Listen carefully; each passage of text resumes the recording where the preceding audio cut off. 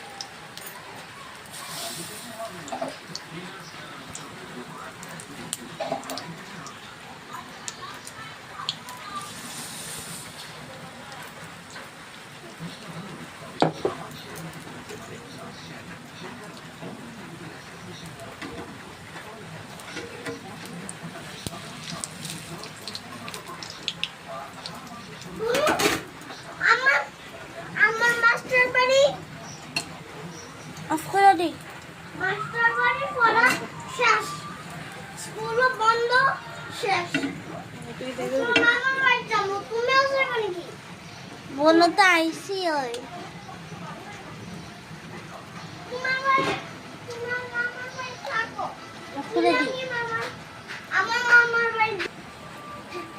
বোনের স্কুল খোলা তো বাবা?